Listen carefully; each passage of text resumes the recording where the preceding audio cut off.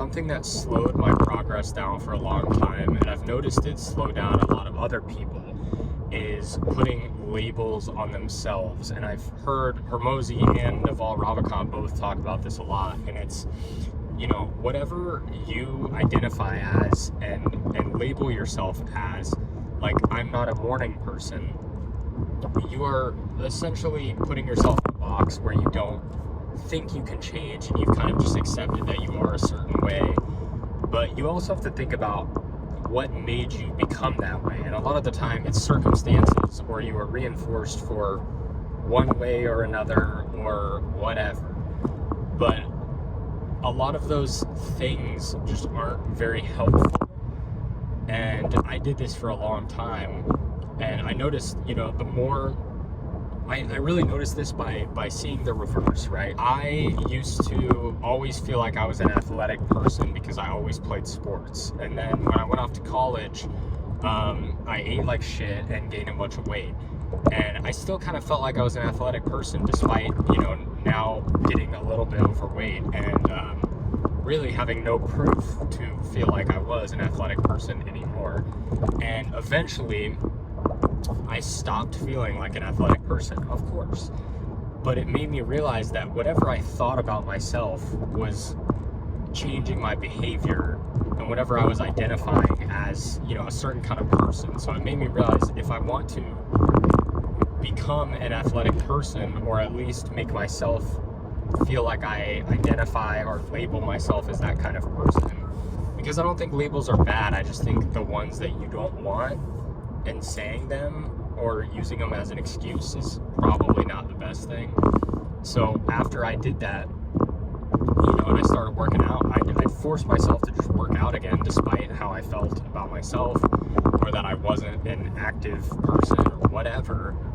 I eventually, you know, now I feel like I'm an active person and I'm athletic and whatever, and it's just because I did stuff athletic people do. And I think that's an interesting concept, and I see it all the time. If you pay attention, you hear people say, like, oh, I'm just not this kind of person.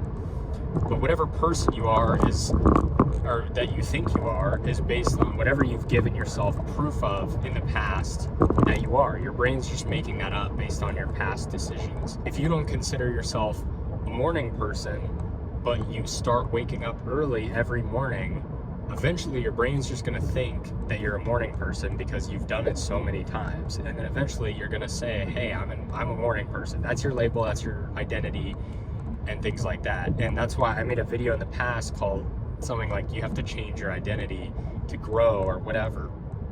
But it's true. It's like if you have these labels for yourself, and they limit you in some way, it's in my opinion, it sounds like you're saying that you can't change. And it's a lot easier to just say I'm this kind of person than go through the pain of pretending. You basically have to pretend like you're someone you're not for a little bit. And for me, I just kind of have to walk the steps, and it doesn't matter if I'm comfortable doing it. And the image in my head, if it helps, is me going to the gym and feeling like I wasn't a fit person anymore. And, you know, I just had to go through the motions and just accept it and be okay with that. Hey, I don't feel this way, but if I do this enough times, I will. And I did, and I do feel that way now. And I just think it's, you know, I'm not like savvy, I'm not an entrepreneurial person, I'm not whatever. And it's just kind of all these things that don't really help. And it's like, if you do it enough times, you can be that. And honestly, you can be that right now, and you won't believe it after one day, but I would argue that you can be that person instantly as soon as you make that choice and do the action. And as soon as it's completed, you could say that, despite, you know, and you probably won't believe it for a few months until you get into a habit of something. But essentially, I noticed myself putting a lot of labels on myself where I'm like, I'm not a super creative person. That's something I say a lot. And, you know, I think maybe naturally I'm not, but that label doesn't necessarily help me.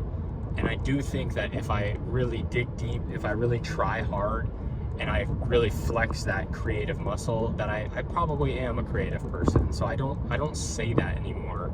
And it's kind of the same as like, if you don't have a skill, I mean, you can say that you don't have the skill, but it's also understanding that it's not that you can't. It's not because you're not that kind of person. It's just that you don't do it, and you're not going to feel any way about something you don't do. So it's more just accepting that you haven't learned that skill or that trait or that whatever, and being okay with that.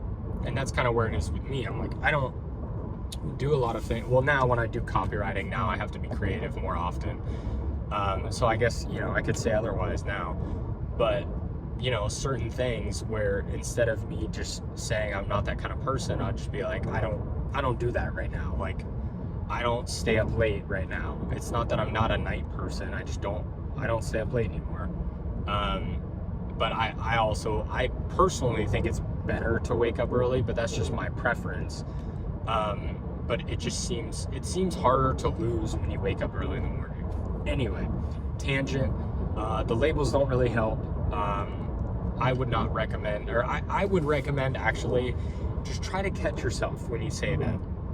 And you'll be surprised at how many things that if you actually dissect it, that you say, I'm not a blank person, that are very easily changeable as long as you move in that direction. Essentially, you get what I'm saying.